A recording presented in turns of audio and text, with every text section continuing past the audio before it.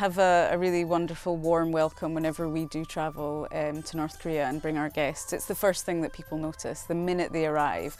And I'm talking the minute they arrive in the airport, the customs officials are friendly and they recognise me because I go quite frequently, and they'll joke around a little bit while they're writing down the make and number of your mobile phone. But they're extremely warm and friendly, and we're very obviously travelling with North Korean tour guides, so we're not there sneaking about. There's no reason for anyone to be that suspicious of us. In Pyongyang, they're more used to seeing foreigners now. It's like China maybe 20 or so years ago, where people will cautiously say hello in the street, and you know, generally it's not such a shock for them. You're showing images that, frankly, the North Korean government would like you to show. This is life that is not too bad. You've got people working in a factory, you've got a packet of crisps that looks pretty edible, chips. So what about those places where you can't go? They do have packets of crisps that are edible, and they do have all the people whose pictures I'm taking and the places that we're going, they do exist. And what I will also say is that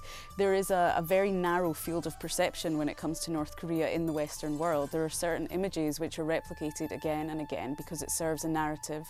And so what we're doing is we're countering it by saying, there is other things that are happening here, and there are 25 million people living in this country, and they do wear clothes, and they do laugh with their friends, and they do fight with their husbands, and they do worry about things that we worry about. And I think that the more that you can humanise people and show that there are more similarities between us than things that divide us, then that of course is a good thing. And it's very difficult for people to understand because it's quite a complex idea when you're so used to seeing people who seem brainwashed, people who seem to hate the West, people who seem to constantly be marching in time, that if you show a picture of someone fishing, then the idea is, well, that must be fake, that's not real. And it's like, actually, it's all part of a complex and bigger reality.